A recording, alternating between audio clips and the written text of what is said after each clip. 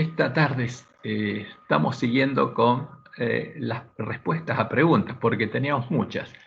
Y después, el sábado vamos a retomar los hechos proféticos y vamos a volver porque llegamos hasta lo que pasó en la Iglesia Adventista en forma resumida hasta 1980.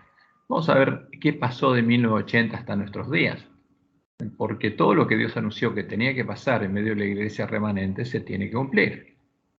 Y nuestra misión es ver lo que pasó. Y por supuesto, mostrar lo que pasó, ¿no? Como dice Pablo, porque esa es nuestra misión, profetizar. O sea, en el sentido de entender la profecía, leer y oír las palabras de la profecía y contárselas a otros para que también puedan oírlas y puedan guardarlas. Ahora, pero vamos a algunos puntos que para muchos adventistas son piedra de tropiezo. Entonces vamos a lo siguiente. En nuestro tiempo hay muchas personas que adoptan algunas de las siguientes posiciones. Los que creen que Elena de White es un profeta y creen que un profeta debe ser infalible. Entonces fíjense, porque se mezclan cosas verdaderas y falsas. Elena de White es profeta de Dios, pero ¿era infalible? Ahí viene la pregunta, ¿qué significa ser profeta?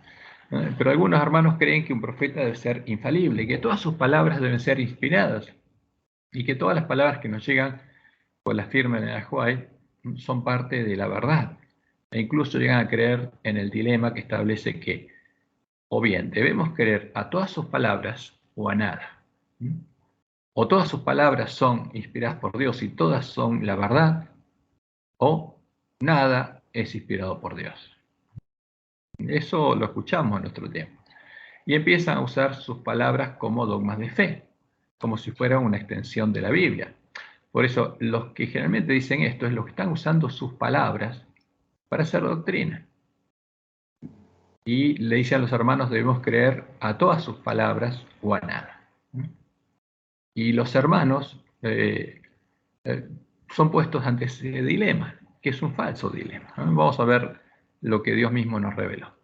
Y están los que creyeron lo anterior y luego darse cuenta que las palabras que nos llegan con la firma de White hay múltiples errores, incluyendo claros errores doctrinales y de interpretación profética, claras afirmaciones contrarias a la palabra de Dios y al testimonio de los profetas.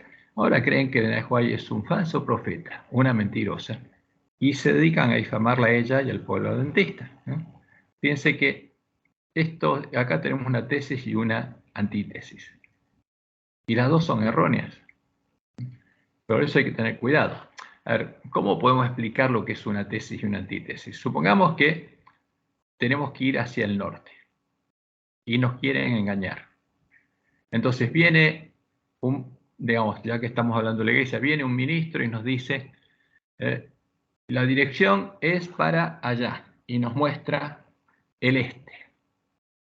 Y después viene otro y dice, no, eso es mentira, la verdadera dirección es para allá, y nos muestra el oeste. Entonces uno los lleva hacia el este, el otro hacia el oeste, y se empieza a discutir y empieza a disputar. Y los hermanos se dividen en dos grupos. Uno que dice, bueno, el camino es para el este y el otro es para el oeste. Pero ninguno está diciendo la verdad, ¿no? Entonces eso es un ejemplo claro, sencillo, ¿no? Que no lo usarían porque nosotros nos daremos cuenta de lo que es una tesis y una antítesis. O sea, dos mentiras que se contraponen, ¿no? Pero uno puede decir, bueno, ¿es para allá o para allá? Una de las dos debe ser verdad. No, las dos son mentiras. Entonces tenemos que tener cuidado cuando vemos que hay tesis y antítesis, o sea, y hay discusiones, y se busca que nosotros tomemos parte de una de las dos, porque las dos pueden ser mentiras. No es para un lado ni para el otro. Entonces hay que tener cuidado con eso. Entonces estas dos afirmaciones ya las vimos en la iglesia y dieron fruto, hicieron que algunos hermanos se fueran de la iglesia y renegaran de la iglesia, dijeran que no fue Dios el que guió al pueblo adventista y renegaran de la de White y dijeran que es un falso profeta. Entonces, como vemos esto, hay que tener mucho cuidado. O sea, pero por supuesto esto no es casualidad, porque haciéndole creer al pueblo adventista en una falsedad, en una mentira, la mostrará en el punto 1, se lo prepara para que crea ciegamente a todo lo que le digan que lleva la firma de White, y en los que usa sus testimonios para lo que ella misma indicó que no deben ser usados, o sea, para hacer doctrina, o lleguen a creer que Elena de White es un falso profeta y aduciendo sentirse engañados por Elena de White y los adventistas, se unan a los que difaman a Elena de White y al pueblo adventista. Y eso pasó en la iglesia adventista y pasa continuamente. Entonces, por eso, teniendo en cuenta esto, vamos a analizar las siguientes preguntas que nos hizo llegar una hermana. Preguntas que hemos escuchado repetir algunos de nuestros pastores y crean confusión entre los hermanos. Y por supuesto, todas ellas tienen una clara respuesta, ¿no? Pueden parecer preguntas difíciles, pero tienen una clara respuesta con la palabra de Dios. Primera pregunta. Si nuestros pioneros estaban engañados, incluyendo Elena de White, y creían que conocían la verdad, pero no la conocían, ¿habló Dios por ella? Primera pregunta. Entonces, si Elena de White estaba engañada, ¿cómo Dios puede estar hablando por ella? Entonces vamos a contestar esta pregunta. Nosotros tenemos evidencias suficientes para saber que ella sí fue una mensajera de Dios. Y esas evidencias son las que Dios nos indicó que teníamos que mirar. O sea, no si ella conocía la verdad. Ella venía de una iglesia metodista. Y ella creía en las creencias de la iglesia metodista. Jaime White venía de la Conexión Cristiana, otros venían de la iglesia bautista, cada uno venía de su propia iglesia. Ahora, pero por tener errores, ¿Dios no la podía usar como profeta? No. Tenemos evidencias suficientes para saber que ella sí fue una mensajera de Dios. Esas evidencias son las que Dios nos indicó que teníamos que mirar. Primero, nosotros tenemos el anuncio de la profecía de Apocalipsis 10, donde Dios le mostró a Juan que en el tiempo del fin, o sea, cuando el librito estuviera abierto, él iba a tener un profeta por medio del cual iba a revelar las palabras que los 7 truenos han dicho.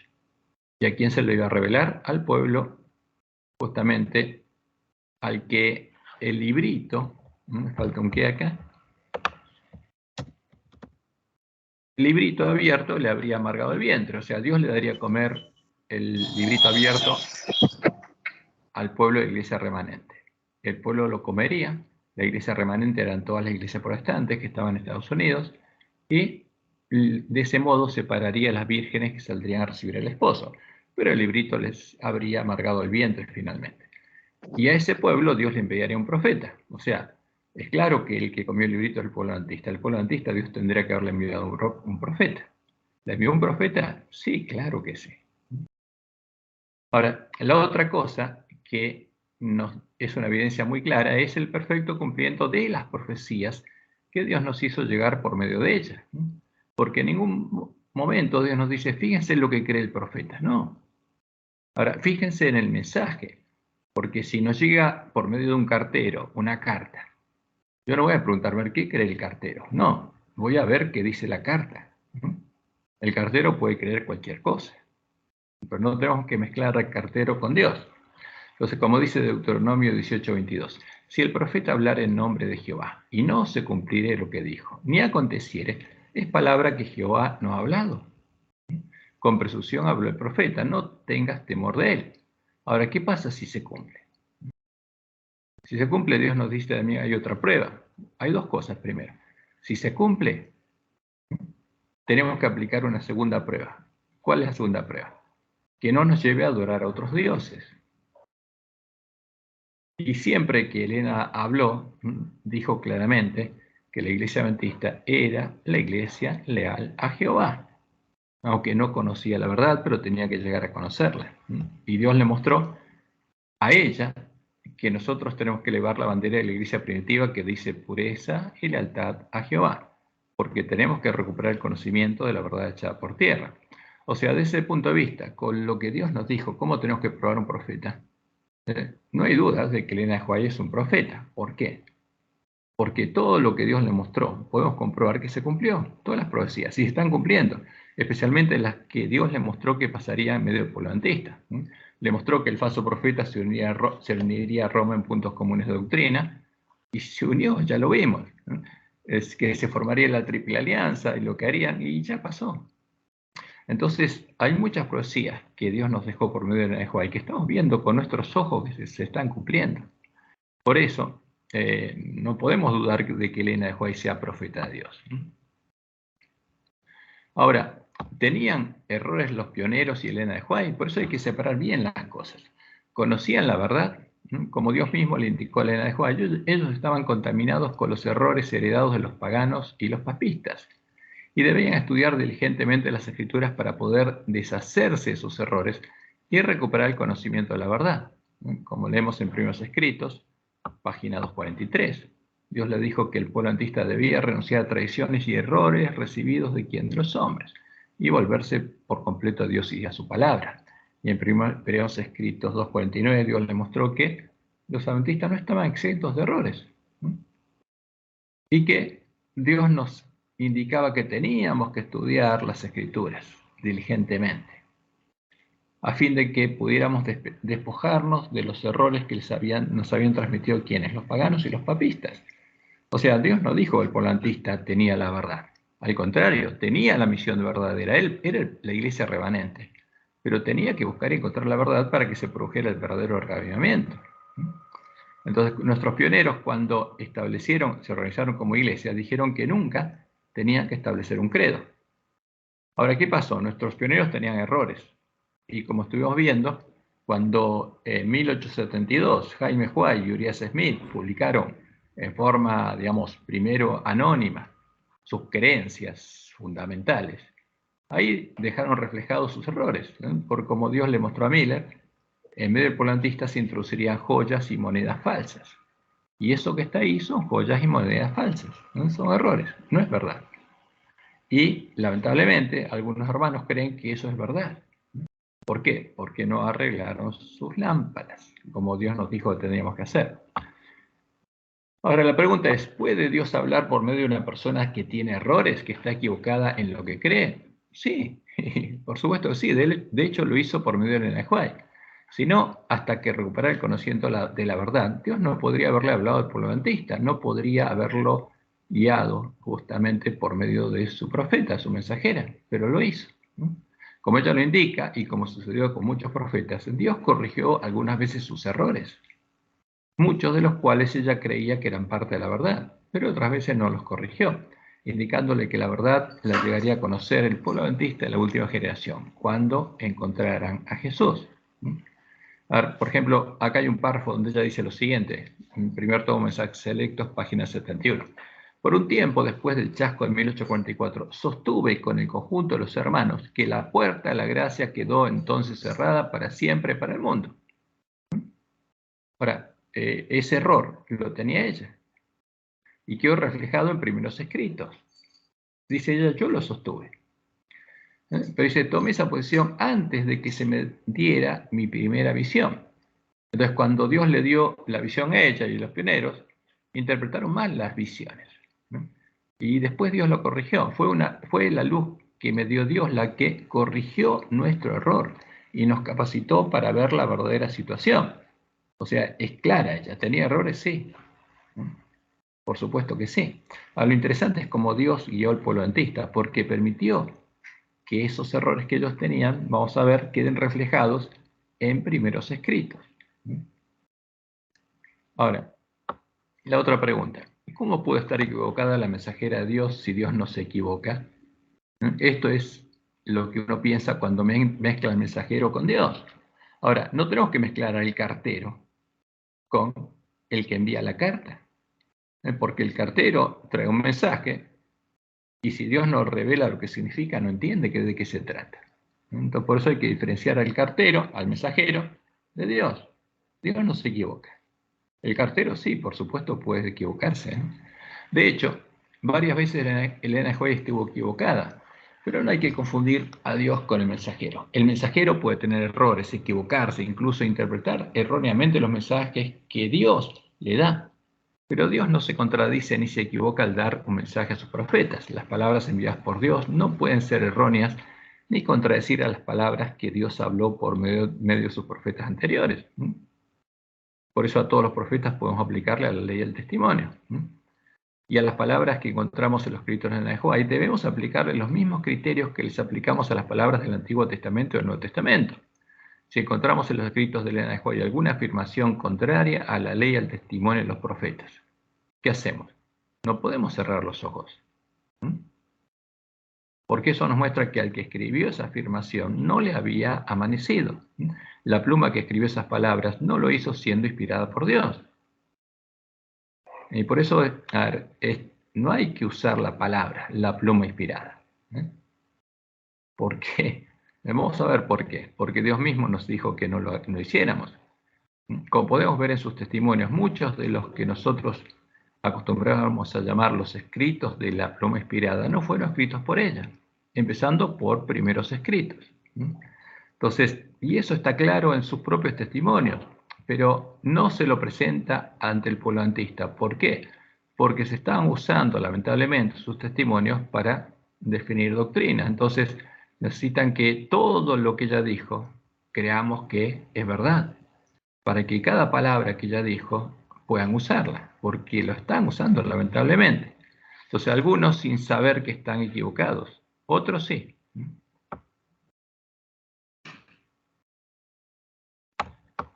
Entonces, como Dios lo había anunciado, porque es lo que anunció que haría con todos los profetas, al anunciarle las profecías de sus primeras visiones, Dios cerró los ojos de Elena de White y estas profecías quedaron cerradas para ella y para los hermanos que estaban con ella en ese tiempo. A pesar de ello, nuestros pioneros les dieron una explicación propia y, por tener los ojos cerrados, ellos y Elena White creyeron que esa explicación era la verdad.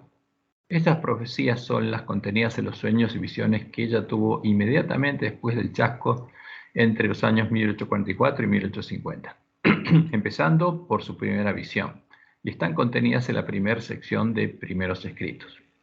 Entonces, fíjense lo que Dios anunció por medio de Isaías. Deteneos yo, y maravillaos, ofuscaos y cegaos, embriagaos y no de vino, tambalead y no de sidra, porque Jehová derramó sobre vosotros espíritu de sueño, y cerró los ojos de vuestros profetas, y puso velos sobre las cabezas de vuestros videntes, y os será toda visión como palabras del libro sellado, el cual si dieren al que sabe leer y le dijeren, lee ahora esto, él dirá, no puedo, porque está sellado. Entonces Dios fue claro, a partir de ese momento, todas las visiones, todas las profecías que él anunciaría, estarían cerradas.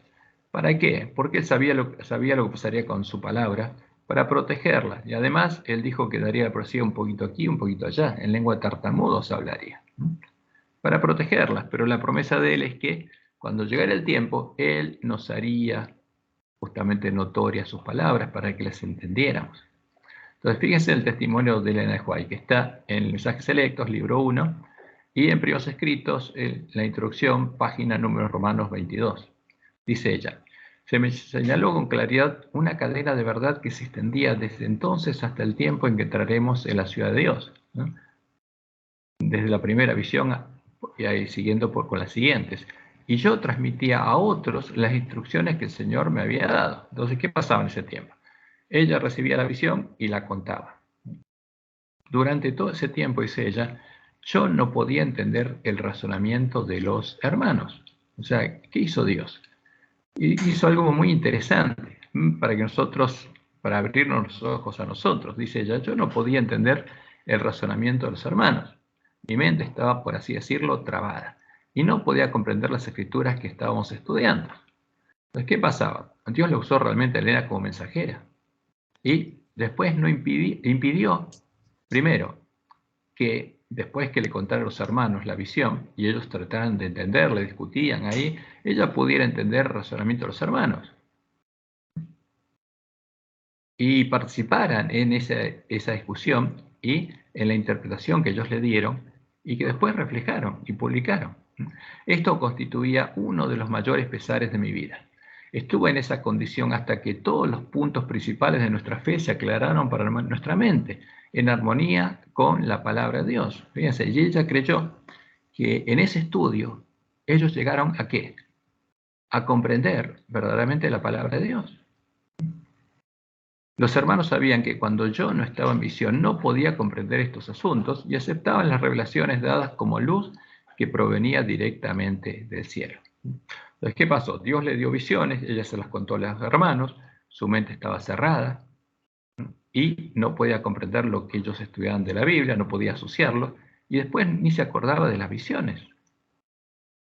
Vamos a ver. Entonces, y por supuesto, como ella no se acordaba de las visiones, ni había participado en la interpretación que ellos les dieron, ella no podía escribir, no podía redactar lo que había visto, porque ella no se acordaba. ¿Quiénes lo redactaron? Los hermanos que participaban en estas reuniones, Jaime, Huay y los otros pioneros, Urias de Smith, Andrews, los redactores, los primeros redactores de la Iglesia Adventista.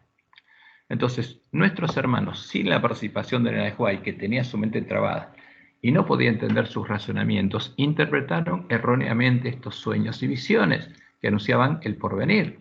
O sea, porque Dios siempre anuncia el porvenir. Lo que pasaría en la última generación, asociando justamente estas visiones con su experiencia pasada. Lo que los llevó a pensar que, con estas visiones, Dios estaba confirmando su creencia de que la puerta de la gracia se había cerrado en 1844, cuando Dios le estaba mostrando lo que sucedería cuando se cerrara la puerta de gracia para el pueblo adventista, en la última generación, en nuestra generación. Porque esas visiones tendrán su cumplimiento y se están cumpliendo ahora. Entonces, estuvieron en esa condición hasta que todas esas visiones hubieran sido recibidas y publicadas, y en el año 1851, justamente, junto con el sueño profético de Guillermo Miller y a la interpretación que ellos les dieron. Luego de que eso hubiera pasado, que se hubieran publicado estas visiones, con la interpretación que le dieron nuestros hermanos, y cuya publicación Elena no participó, en 1854, Dios le mostró a Elena White que esas visiones tendrían su cumplimiento en el futuro y que eran la verdad para los últimos días.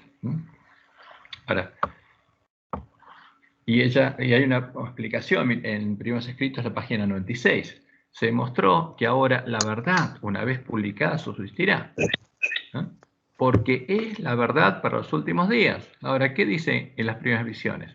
Está asociada con lo que pasó con ellos, porque ellos creían que se referían a lo que había pasado con ellos. Y Dios permitió que eso pasara. ¿Para qué? Para abrirnos los ojos, seguramente. Pero ella dice que Dios le mostró que esa es la verdad para los últimos días. Vivirá y en el futuro será menos lo que se necesita decir al respecto.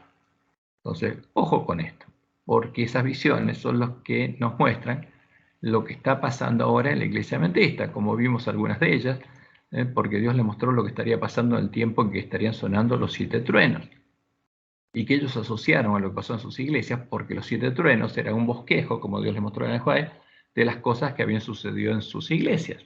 Entonces, y Dios permitió esta confusión entre ellos, y que publicaran lo que publicaron. Y entre otras cosas, que la puerta de la gracia se había cerrado en 1844. Entonces, unos años después, en su segunda visión sobre el santuario, Dios le mostró a White que los que comprenderían el misterio del santuario, y para ellos era un misterio, y entenderían las visiones, serían la que sería la última generación, la que vería la segunda venida de Jesús, esperaran pacientemente y lo encontrarán. Todos los que buscaran encontrarán la puerta que Jesús dejó abierta delante del pueblo adventista, o sea, que encontraran el verdadero Jesús, porque los pioneros no lo conocían. Y eso lo vimos claramente, o sea, en las creencias que ellos tenían y publicaron en 1872, lo que hay ahí es un montón de errores recibidos de los paganos y los papistas. Y en Primeros Escritos 250 leemos, todos los que esperan pacientemente comprenderán el misterio. Y Jesús le dijo a los ángeles, ya vio esto, que todos cuantos lo hallaran comprenderían la obra que iba a efectuar. Entonces, ¿qué tiene que hacer el pueblo adventista? Buscarlo y hallarlo, entender quién es el verdadero Jesús. Uno de los hechos más llamativos que sucedieron con estas primeras visiones es que después de su primera publicación conjunta en el año 1851, habían dejado de ser publicadas y, como lo relató Elena White en el año 1883, ella misma les había perdido el rastro. ¿Por qué? Porque cuando Dios le mostró a Elena White el significado de estas visiones y que eran la verdad para el futuro, misteriosamente, dejaron de ser publicadas dentro de la Iglesia Adventista, hasta que ella se acordó en 1883. Como su mente había estado cerrada en el tiempo en el que recibió esas visiones, para publicarlas nuevamente tuvo que recuperar una copia de la publicación de 1851, Experience and Views, y suponer que contenían las visiones tal como habían sido publicadas al principio. Porque ellos tenían una publicación, la interpretaban, la publicaban, y en los folletos que ellos publicaban, y finalmente las compaginaron en la primera parte de Primeros Escritos. Ella no se había dado cuenta que al publicarse Experience and Views habían sido suprimidos algunos párrafos de las visiones, según sus acusadores, para ocultar su soporte a la doctrina de la puerta cerrada.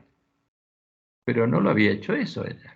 Ella no las había publicado, ni tampoco les había quitado partes. El hecho concreto del que ella dijo haberse dado cuenta por las acusaciones es que había sido suprimida parte de las visiones por los mismos hombres que les habían redactado y publicado originalmente, entre ellos Jaime Huay. Entonces, ¿fue la pluma de Jaime Huay inspirada? Cuidado, porque ya vemos que ahí incluso sacó parte de las cosas que habían sido publicadas. Y este es el testimonio de ella, miren. Y está en Primer Tomo Mensajes Selectos, página 68. Cuando mis primeras visiones fueron publicadas por primera vez en forma de folleto, la edición fue pequeña y pronto se vendió. A esto siguió, pocos años después, un libro mayor, The Christian Experience and Views of Mrs. E.G. White, impreso en 1851 y que contiene mucho material adicional. En nuestras continuas mudanzas en los albores de la obra de publicaciones y luego en los casi incesantes viajes mientras trabajaba desde Maine a Texas, desde Michigan a California y he cruzado las llanuras no menos de 17 veces, perdí toda huella de las obras publicadas primero. ¿Qué pasó? Los responsables de la Review and Herald, ¿las guardaron? ¿Las protegieron? No. Pasó lo mismo que pasó con el mensaje de Vagones y John en 1888. Habían desaparecido las publicaciones, no se habían repetido más. Cuando Dios le mostró que esa era la verdad para los últimos días, desaparecieron. Cuando se decidió publicar primeros escritos en Oakland, el otoño pasado, dice ella, nos vimos obligados a pedir prestado un ejemplar de Experience and Views de Michigan. Entonces, cuando decidieron publicarlas, hubo un problema en la iglesia, porque muchos se pusieron, pero ella siguió adelante, porque Dios le indicó que la publicaran. Entonces, pero tuvo que buscar y encontrar y pedirle a los hermanos que tenían justamente algunos que le había quedado un ejemplar de primeros escritos. Y al hacer esto supusimos haber obtenido un ejemplar exacto de las primeras visiones como fueron publicadas al principio, porque ella no se acordaba cómo estaban sido publicadas, si no se hubiera dado cuenta de lo que habían sacado. Si ella las hubiera redactado, las hubiera leído y dice, ¿y acá qué pasó? Por eso dice, supusimos haber obtenido un ejemplar exacto de las primeras visiones como fueron publicadas al principio.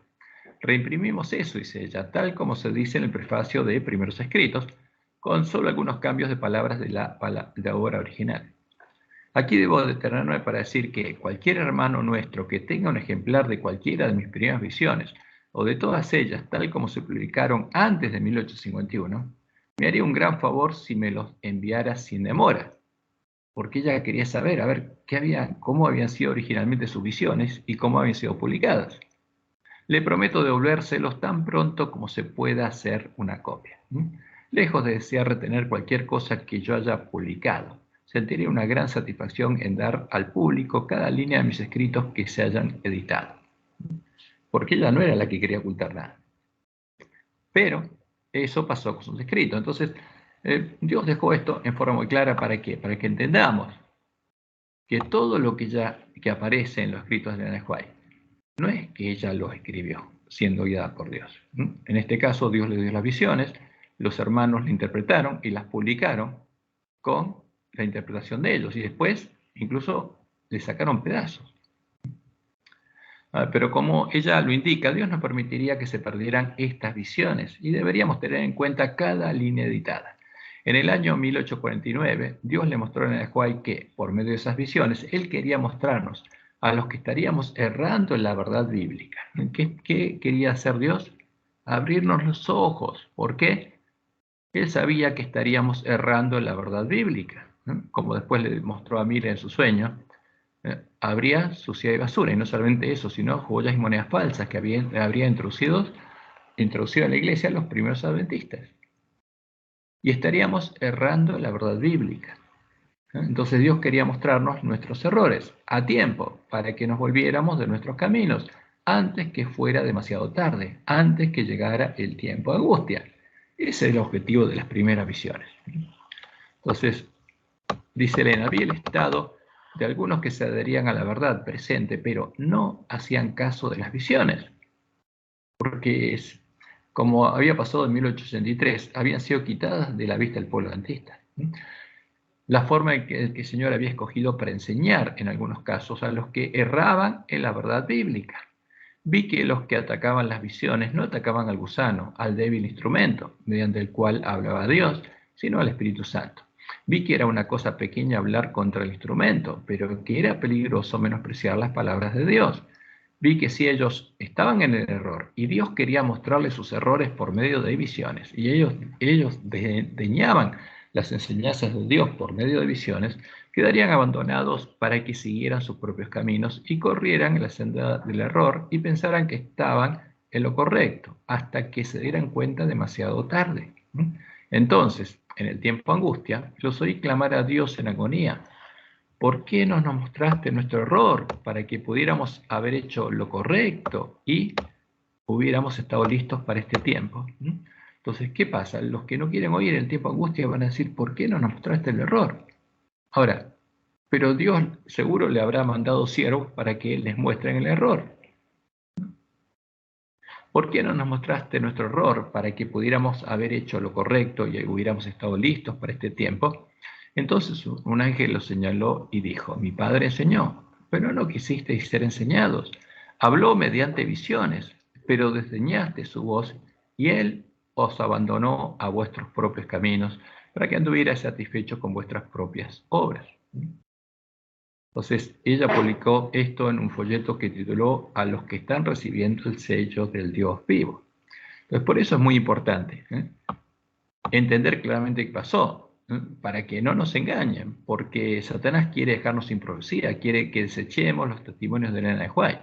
¿Y Dios qué quiere? Que los estudiemos racionalmente, porque tenemos que leer todo lo que él escribió para entender lo que está pasando y usar justamente esos testimonios, porque son para nosotros. Esto nos muestra que parte de nuestra misión en el tiempo de prueba y sellamiento de la última generación sería leer, oír y guardar las palabras de Dios, incluidas en estas primeras visiones, y hacérselas oír a nuestros hermanos a tiempo, antes que sea demasiado tarde, antes que llegue el tiempo de angustia. Esa es la principal causa por la cual Satanás levantaría odio en contra de las visiones y de los testimonios. Entonces, primeros mensajes selectos, tomo 1, página 54. Satanás está constantemente haciendo fuerza para introducir lo espurio a fin de apartar de la verdad.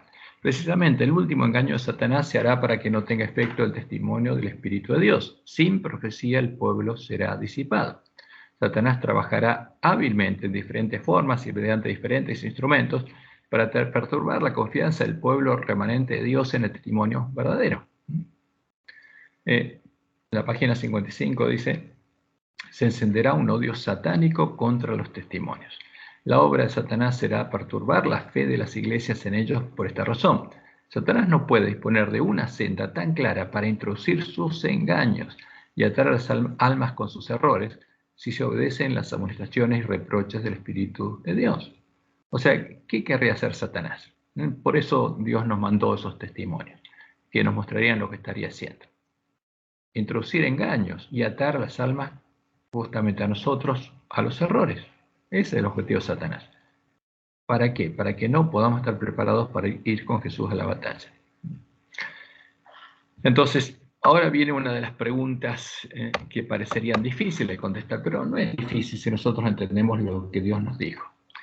Si Dios ni siquiera preservó las Escrituras para que pudiéramos encontrarlo en ellas. Ahora, ¿qué supone esto? Que no podemos encontrarlo en la Biblia, y eso es un error. Sí podemos encontrarlo. Pero el problema es que lo que tenemos es la Biblia católica y los lobos también pueden enseñarnos la mentira con la Biblia. El problema está en qué, en cómo usar la Biblia, porque se la puede usar para el bien o para el mal. Si Dios ni siquiera preservó las Escrituras para que pudiéramos encontrarlo en ellas, sí las preservó, pero el modo en que Dios dijo la preservaría. ¿Puede ser nuestra única salvaguardia, como lo indica el Espíritu que procede en el conflicto de los siglos? O sea, ¿puede ser la Biblia nuestra única salvaguardia? Y la respuesta es sí, es nuestra única salvaguardia. Y es un tesoro para nosotros, aunque sean los cadáveres de los dos testigos. Y la otra pregunta, si la Biblia no se puede creer porque está adulterada, ¿cómo no podemos creer la Biblia? Dios nos dijo cómo estudiarla, para saber qué creer y no creer. Si en la Biblia no se puede creer, sí se puede creer, porque está adulterada. Y aún el Jesús en quien creemos es falso. Y eso puede pasar, porque siempre pasó en el pueblo de Dios que podemos estar engañados. Entonces, definitivamente estamos perdidos, porque no hay en quién creer. Y esto es una mezcla de errores. Sí que hay en quién creer. Y no estamos perdidos, porque Dios nos advirtió lo que pasaría, Él lo permitió, pero justamente tenemos la luz que alumbra en el lugar oscuro, para que no seamos engañados. Justamente la palabra profética más segura es una antorcha que alumbra el lugar oscuro y nos muestra cuál es el camino que tenemos que seguir. Dios no nos dejó a oscuras. Como decía Elena, anunció todo lo que iba a pasar en su iglesia y se cumplió lo que Dios anunció que iba a pasar. Nada más que eso. Y la Biblia sigue siendo nuestra única salvaguardia. Como le indica Elena de White en el conflicto de los siglos, a pesar de todo lo que Dios anunció que ocurriría con ella, y exactamente como Dios lo había anunciado sucedió, cuando Roma dio muerte a los dos testigos, la Biblia sería nuestra única salvaguardia en el tiempo de nuestra prueba. Nosotros haríamos bien en leer y entender el mensaje que nos fue dejado en el capítulo del conflicto de los siglos titulado Nuestra única salvaguardia, porque es muy importante que lo entendamos. Y algún día lo vamos a leer juntos. Es interesante leerlo juntos, porque ahí hay mucha sabiduría y nos indica lo que tenemos que hacer en este tiempo para protegernos de los engaños del enemigo. El decir que la Biblia no se puede creer porque algunas de sus palabras fueron adulteradas es un error justamente de los que quieren impedir que arreglemos nuestras lámparas. Porque, ¿qué quiere Satanás? Que creamos a todas las palabras que están ahí. ¿Para qué? Para que creamos las doctrinas de Roma. Como Dios le indicó, no podemos creer en testimonios aislados de los cadáveres de los dos testigos, pero sí en la palabra de Dios en conjunto. Como dice Elena, vi que Dios había guardado en especial la Biblia. Sin embargo, cuando los ejemplares de ella eran pocos, hubo sabios que en algunos casos cambiaron las palabras. Ahora, Dios le mostró claramente que cambiaron las palabras. Entonces, este es un mensaje de ¿quién? De Dios. ¿Para qué? Para abrirnos los ojos, para que no seamos engañados. Esto es lo que Dios le quiere mostrar al pueblo adventista. ¿Para que perdamos nuestra fe en la Biblia? No, para que sigamos el camino que nos indica. Hubo sabios que en algunos casos cambiaron las palabras de la Biblia, pensando que estaban haciendo más claro su sentido, cuando en realidad estaban confundiendo lo que era claro e inclinándolo hacia sus opiniones establecidas que eran gobernadas por la tradición. ¿Qué tradición? La tradición de Jezabel. Pero vi que la palabra de Dios en conjunto, y acá está la clave. Ahora, si nosotros tomamos un solo versículo, podemos ser engañados, pero si la tomamos en conjunto, no.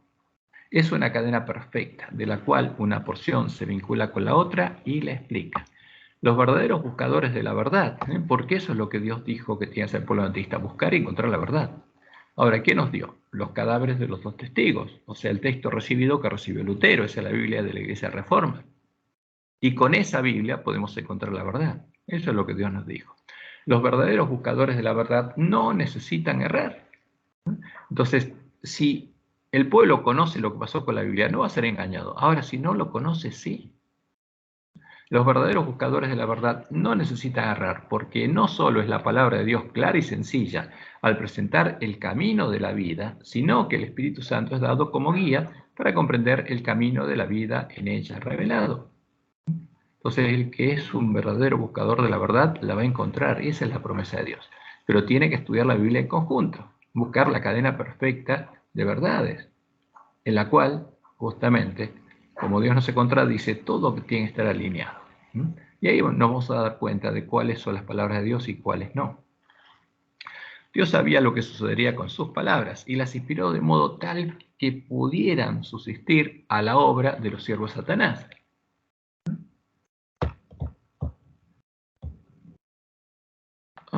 Acá nos falta una N. Por eso, siguiendo las instrucciones de Dios, nosotros podemos arreglar nuestras lámparas.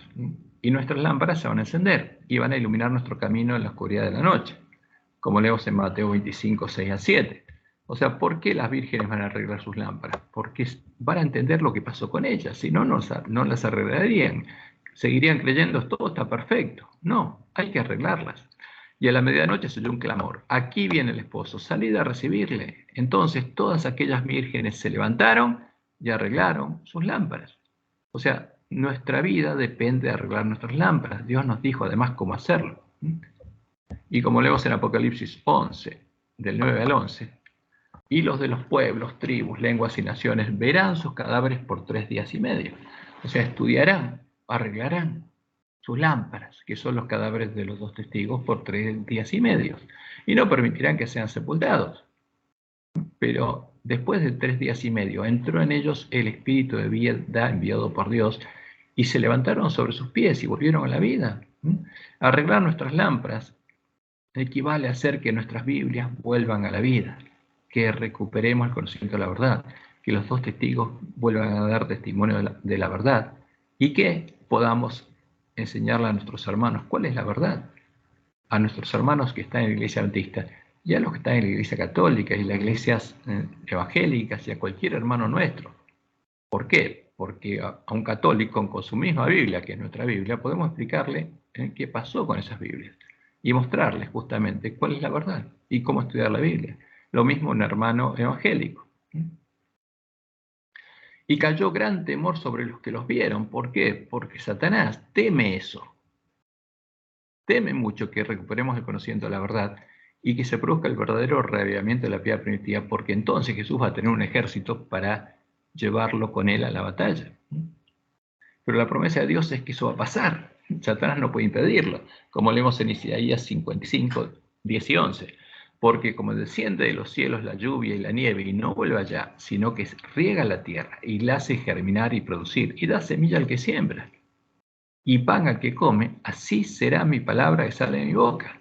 No volverá a mi vacía, sino que hará lo que yo quiero y será prosperada en aquello para que la envíe. ¿Puede impedir Satanás que esto pase? No, esta es la palabra profética más segura. Entonces, ¿nosotros qué tenemos que hacer? Mostrarle a nuestros hermanos lo que pasó y lo que tienen que hacer para arreglar sus lámparas, ¿no? Para hacer la voluntad de Dios. Entonces, otra pregunta. El darnos cuenta que la palabra de Dios fue adulterada y contárselo a nuestros hermanos hace que perdamos nuestra fe en ella. Porque nuestra madre... Sí. Tienes que poner darnos, pusiste el damos cuenta. Ah, perdón. Gracias.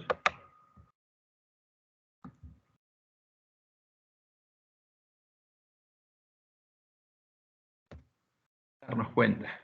Como la M la leía, parecía R y N. Bueno, el darnos cuenta que la palabra de Dios fue adulterada y contárselo a nuestros hermanos hace que ellos pierdan la fe en la Biblia. Y no, al contrario. Porque justamente es mostrarles lo que Dios anunció que iba a pasar y se cumplió. Es mostrarles que lo que pasó fue anunciado por Dios. El anunciar el cumplimiento del anuncio de la profecía, de lo que Dios anunció y pasó con la Biblia, es lo que debemos hacer para evitar que nuestros hermanos sean engañados con las palabras de los sabios de Roma. Porque ¿qué pasa con un hermano nuestro católico? Va a la iglesia católica, leen las palabras de los sabios de Roma y después dicen palabra de Dios. ¿Y qué hace un hermano católico? Repite palabra de Dios. Y no es palabra de Dios. El que profetiza, mostrando el cumplimiento de la profecía, como dice Pablo, edifica a la iglesia. Entonces, como Dios lo anunció en Apocalipsis 11, el 3 al 8. Y daré a mis dos testigos que profeticen por 1260 días vestidos de silicio, o sea, el tiempo que iba a predicar y profetizar la iglesia primitiva. El pueblo conocía a su Dios, que era parte del templo de Dios, el lugar santuario de Dios. Pero ¿qué pasaría? Cuando hayan acabado su testimonio, al fin de los 1260 años, la bestia que sube el abismo hará guerra contra ellos y los vencerá y los matará. ¿Los mataría? Y sí, Dios anunció que sí. ¿Por qué Dios dejaría eso? Y en su sabiduría Él sabe por qué. Nosotros creemos que es para probarnos, a ver quién tiene hambre y sed de justicia, porque a todo aquel que busque, dice Jesús, la puerta estrecha, porque estaría puesta delante de nuestro la puerta ancha, Dios lo guiaría a toda verdad. Y sus cadáveres, ¿qué quedarían? Los cadáveres de la Biblia. Estarán en la plaza de la gran ciudad que en sentido espiritual se llama Sodoma de Egipto, donde también nuestro Señor fue crucificado. Y ahí los encontró Lutero. Y esa es la Biblia nuestra. Ahora, ¿qué leemos en 1 Corintios 14, el 1 al 8? Profetizar, ¿qué hace? Edifica la iglesia. Seguid el amor y procurad los dones espirituales, dice Pablo, pero sobre todo que profeticéis. El don espiritual que tenemos que buscar en primer lugar. Porque fíjense que está el fruto del Espíritu, que es igual para todos los cristianos, pero después están los dones. Pero hay uno que lo podemos buscar, porque los dones los da Dios de acuerdo a su voluntad. Pero hay uno que todos tenemos que buscar y pedir. Por eso Jesús dice, bienaventurado el que lee y los que oyen y guardan. Porque todos tenemos que leer, oír y guardar las palabras de la profecía. Dice él, pero sobre todo busquen profetizar. ¿Por qué? Porque el que profetiza habla a los hombres para edificación, exhortación y consolación. El que profetiza edifica a la iglesia. Porque la profecía fue dada como una luz para que ilumine nuestro camino. El que profetiza y le muestra a sus hermanos la luz que Dios dejó, edifica a la iglesia. Así que todos hablaseis en lenguas, pero más que profetizaseis, porque mayor es el que profetiza que el que habla en lenguas, a no ser que las interprete para que la iglesia reciba edificación. Y si la trompeta diere sonido incierto, ¿quién se preparará para la batalla? ¿Qué nos dice Dios? Toca trompetación. ¿Para qué? Para que mi pueblo se prepare. Entonces, contar lo que Dios dijo que pasaría y pasó, ¿quita la fe del pueblo de Dios en la palabra de Dios? No, al contrario, le hace abrir los ojos y lo libera de los engaños. Y eso es lo que Dios quiere. Pero, como estamos acostumbrados a veces por traición a pensar que tenemos la verdad, y que lo que identifica a la iglesia verdadera es que tiene la verdad, y lo cual es un error, justamente el escuchar la palabra de Dios y lo que dice la profecía nos asusta, pero no tenemos que tener miedo, porque estamos en un conflicto y tenemos que tener fe en como Dios y los iglesias, como dice Elena, porque lo que pasó durante la iglesia, en la iglesia adventista, durante la apostasía alfa, se repetiría, pero ya dice, no tenemos nada que temer del futuro, a menos que olvidemos cómo Dios nos guió en nuestra historia pasada, porque estamos en medio de un conflicto. Entonces, lo que tenemos que hacer es entender cómo Dios nos está guiando y protegiendo, y lo que nos indicó que tenemos que hacer para descubrir el conocimiento de la verdad, porque la promesa es segura. La palabra de Dios va a ser la obra para la cual Dios la destinó, no hay duda. Lo único que tenemos que tener nosotros es amor hacia su palabra y hambre y sed de justicia, y clamar a Él para que nos guíe. Y después, cuando vemos y entendemos y nuestros ojos ven lo que antes no veían, ya nadie los puede cerrar. Entonces vamos justamente porque el problema que aún algunos de nuestros hermanos los asusta es entender que el Jesús en el que creímos, el Jesús que tenemos delante nuestro, es la puerta ancha y no el verdadero. Entonces, por eso la pregunta es, si creemos en un Jesús que no es el verdadero, ¿estamos perdidos? No, de ningún modo. Entonces, empecemos por esta pregunta. ¿Es verdad lo que dice Juan 1, 1 al 3 y 14 sobre Jesús? Las preguntas que vamos a analizar fueron hechas justamente por una hermana que, como todos nosotros lo creímos, creyó que todas las palabras que aparecen en nuestras Biblias fueron inspiradas por Dios y son verdaderas. Y creyó que Jesús es el Verbo, una persona que era o existía en el principio, una persona que estaba con Dios y que también era Dios, una segunda persona que era Dios, como lo indica Juan 1, 1 al 3 y el 14. ¿Qué dice ahí? En el principio era el Verbo, y el Verbo era Dios. Entonces el Verbo es el nombre de una persona que era con Dios, que estaba con Dios, y que a su vez era Dios. O sea que había dos personas que eran Dios. Pero a su vez el Verbo es el que hizo todas las cosas por él fueron hechas. Y sin él nada de lo que ha sido hecho fue hecho, y aquel Verbo fue hecho carne. Y habitó entre nosotros, y vimos su gloria, gloria como la del unigénito del Padre, lleno de gracia y verdad. Y nuestra hermana cree que Juan indica que vieron su gloria cuando se transfiguró, es decir, como muchos lo creímos, creyó que Jesús es el Verbo es su nombre, que Jesús es una persona que en el principio estaba con Dios, con Jehová, con nuestro Padre, que Jesús es otra persona que es Dios, como es Dios, como lo es Jehová, nuestro Padre, que Jesús es fuerte como Dios, como Jehová, que tiene su naturaleza, que Jesús es el creador de todas las cosas, que es el agente creador del Padre, que el Padre no creó, sino lo creó el Hijo, que la transfiguración le mostró a sus discípulos su gloria, que le mostró que era Dios, porque eso es lo que creen muchos católicos, protestantes y adventistas.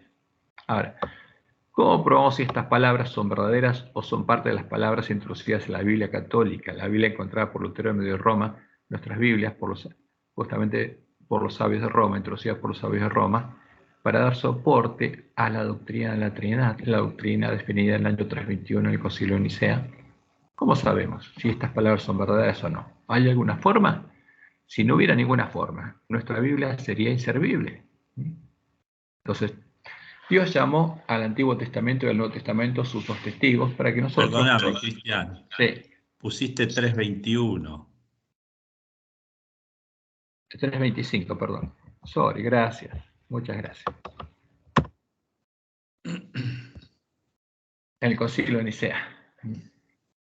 Entonces, Dios llamó al Antiguo Testamento y el Nuevo Testamento sus dos testigos para que nosotros probemos a las palabras de los cadáveres de dos testigos usando las reglas claras y sencillas que Él nos proporcionó para probarlas. Entonces, no es complicado. Como dice Elena White, la gente sencilla es la que va a hacer la obra en los últimos días, no los sabios, sino los que crean, aún así dice Jehová, porque lo que se necesita es personas ellas que crean, aún así dice Jehová, no otra cosa. Entonces, ¿qué es lo que Dios nos enseñó? Primero, que no podemos dar por verdadero al testimonio de un solo testigo, no podemos dar por verdadero lo que dice un versículo aislado del Nuevo Testamento. Tenemos que compararlo con los testimonios del Antiguo Testamento. No se tomará en cuenta a un solo testigo, como dice Deuteronomio 19:15, solo por el testimonio de 2 o 3 testigos. Entonces se mantiene una afirmación. Pero si el testimonio de este versículo del Nuevo Testamento contradice a los del Antiguo Testamento, y como saber, contradice a los otros Nuevos Testamentos, no lo podemos dar por verdadero. Como dice Pablo en 2 Corintios 13:1, por boca de 2 o 3 testigos se decidirá todo asunto. Porque esa es la regla que Dios nos dio. Entonces llamó al antiguo y al nuevo, los dos testigos, para que apliquemos esta regla sencilla. Entonces, si fueron inspiradas por Dios, justamente estas palabras tienen que estar sujetas a todas las declaraciones realizadas previamente por Dios por medio de sus profetas. Tiene que sujetarse y no contradecir a ningún así dice Jehová. Así las tenemos que probar. Como leemos en 1 Corintios 14, 32 y 33. Y los espíritus de los profetas están sujetos a los profetas, pues Dios no es Dios de confusión. Entonces, si el que se dice profeta es profeta, entonces sus palabras tienen que estar sujetas a las otras palabras, no pueden apartarse.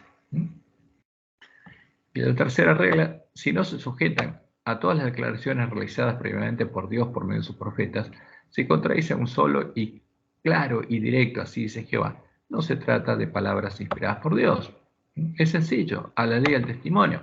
Si no dijeren conforme a esto es porque no les ha amanecido. Si hacemos lo que Él nos dice, lo que Dios nos dice, vamos a poder ver claramente si se trata o no de palabras inspiradas por Dios. En nuestro caso, en el anexo 7 ya vimos cuáles son algunas de las palabras de Dios a las que no se sujeta Juan 1, 1 al 13 y 14 y que deben ser ocultadas o distorsionadas para enseñar falsas doctrinas sobre Dios. Deuteronomio 6, 4 al 13. Oye Israel, Jehová nuestro Dios, Jehová, uno es. Y amarás a Jehová tu Dios de todo tu corazón y de toda tu alma y con todas tus fuerzas. A Jehová tu Dios temerás y a Él solo servirás. Está hablando de una sola persona, a Él solo. Y por su nombre jurarás. Y en Deuteronomio 32, 3 al 6 leemos, porque el nombre de Jehová proclamaré, engrandeced a nuestro Dios, Él es la roca, cuya obra es perfecta.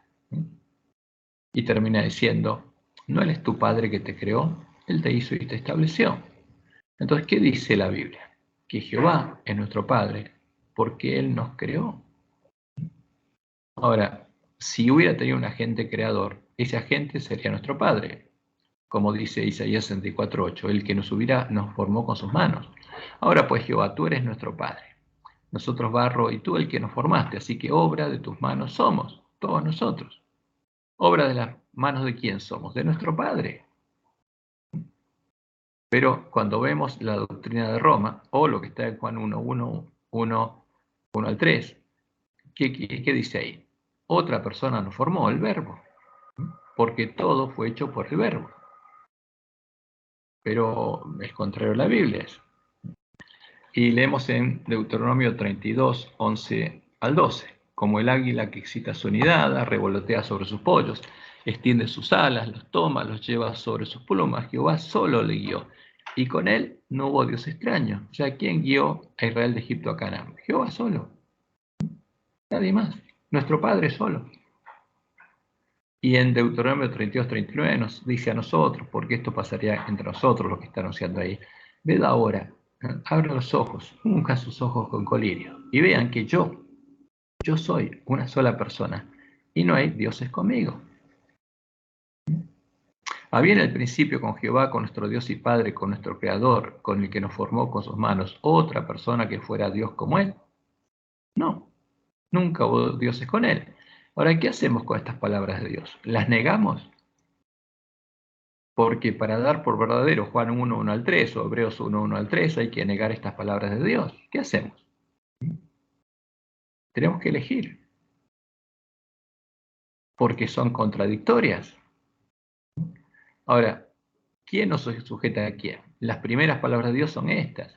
Y lo que nosotros sabemos es, como lo dice Pablo en Romanos, al pueblo judío Dios le dio la responsabilidad de guardar sus palabras, las escrituras del Antiguo Testamento, porque sabía lo que pasaría con el Nuevo.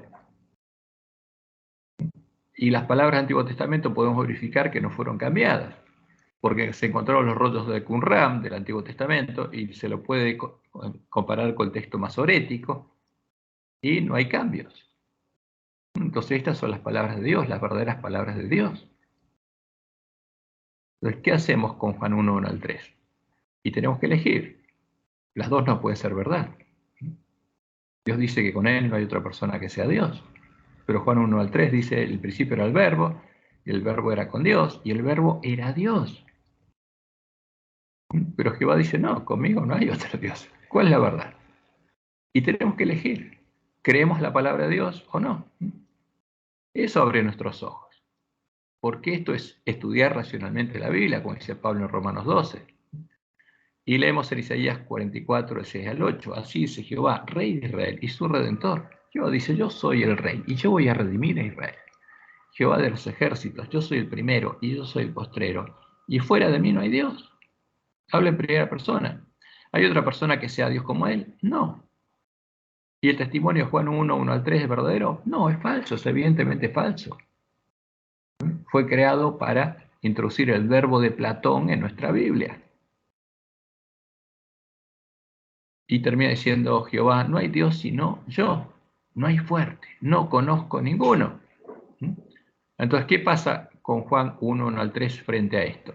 Y es claro, a la ley del testimonio. El que escribe eso es un sabio de Roma que no le había amanecido, no es Juan, no fue Juan. Y el que escribió en Hebreos no fue Pablo ni el autor de Hebreos. ¿Conocía nuestro Dios y Padre a otra persona que fuera fuerte como Él, que tuviera su naturaleza, que fuera su agente creador y se llamara el Verbo? No. Jehová nos dice que Él no conoce a ninguna. Y como leemos en Isaías 45, reunidos y venid, juntaos todos los sobrevivientes de entre las naciones. No tienen conocimiento aquellos que erigen el madero de su ídolo y los que ruegan a un Dios que nos salva. Proclamad y hacerlos acercarse y entren todos en consulta. ¿Quién hizo oír esto desde el principio y lo tiene dicho desde entonces, sino yo, Jehová? Y no hay más Dios que yo, Dios justo y salvador. Ningún otro fuera de mí. ¿Hay otro que pueda salvar? No. Entonces, ¿qué tenemos que hacer cuando vimos las palabras de Dios? Justamente porque estas son las palabras que Él dejó para abrirnos los ojos. Mirad a mí y sed salvos todos los términos de la tierra, porque yo soy Dios y no hay más. Por mí mismo hice juramento, de mi boca salió palabra de justicia y no será revocada. Que a mí se doblará toda rodilla y jurará toda lengua y se dirá de mí. Ciertamente en Jehová está la justicia y la fuerza. A él vendrán y todos los que contra él se enardecen serán avergonzados. En Jehová será justificada y se gloriará toda la descendencia de Israel. El verdadero Jesús es Jehová. No es una persona que se llamara el Verbo, que fuera el agente creador del Dios Padre. Ese es un ídolo. El verdadero Jesús es Jehová.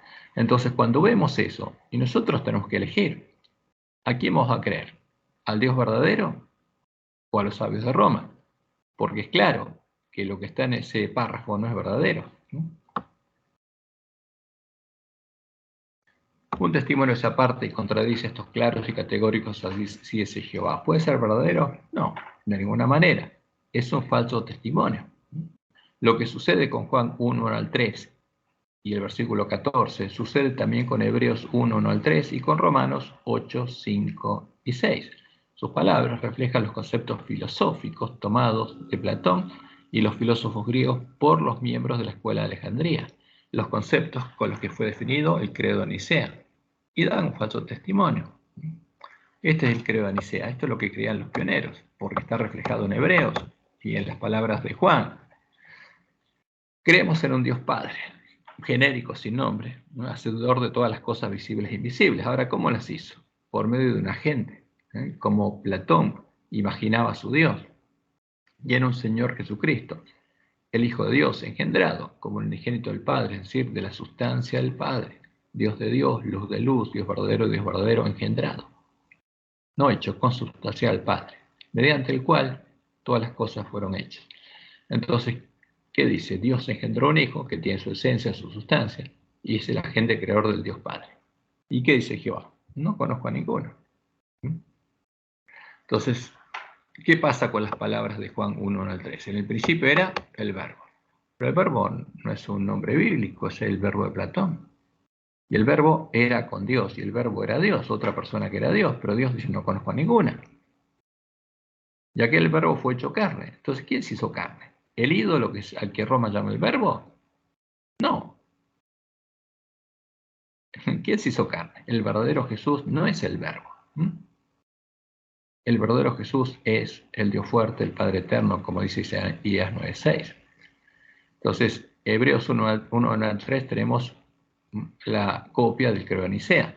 Dios, habiendo hablado muchas veces y de muchas maneras en otro tiempo por los padres, por los profetas, en estos posteriores días nos ha hablado por el Hijo, a quien constituyó heredero de todo y por quien asimismo hizo el universo. Entonces acá de vuelta el concepto de agente creador que aparece en el credo de Nicea, porque es literalmente por quien asimismo hizo el universo, lo que dice el credo de Nicea, el cual siendo el resplandor de su gloria y la imagen misma de su sustancia. O sea, ¿qué quiere decir esto?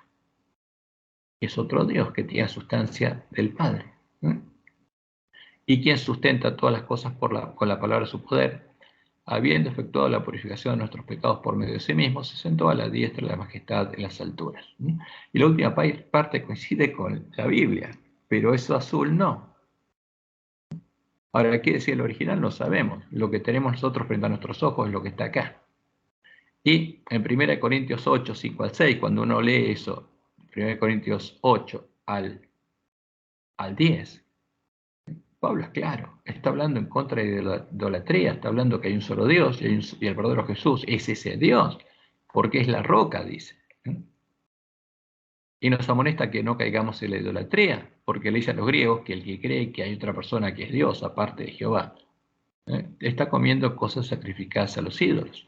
Pues aunque haya algunos que se llamen dioses, o sea, en el cielo o en la tierra, como hay muchos dioses, muchos señores, y todos tienen la misma esencia, la misma sustancia, para nosotros, sin embargo, dice, solo hay un Dios, el Padre, Jehová, no hay otro, del cual proceden todas las cosas, y nosotros somos para Él, y un Señor, Jesucristo.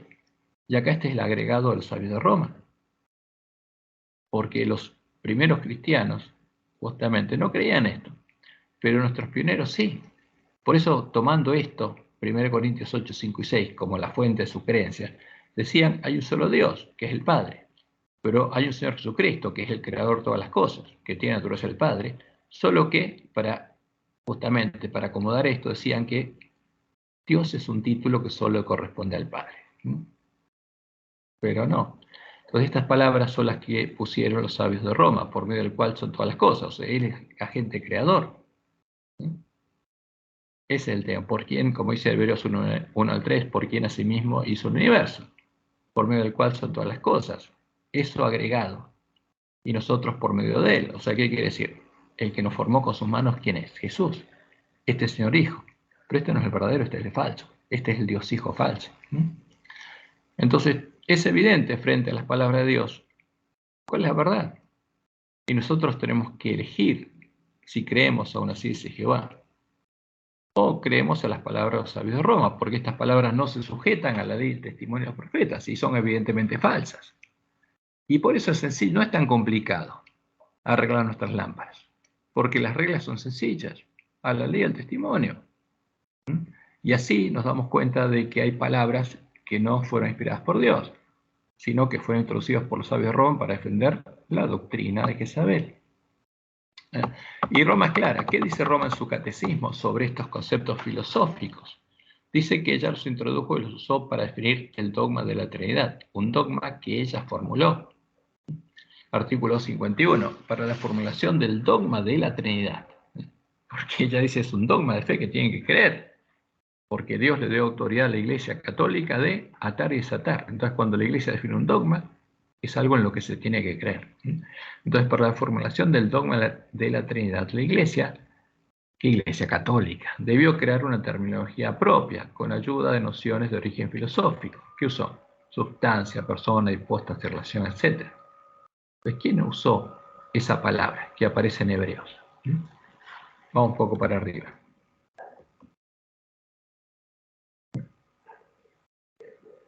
Y por quien por asimismo hizo el universo, el cual, siendo el resplandor de su gloria y la imagen misma de su sustancia.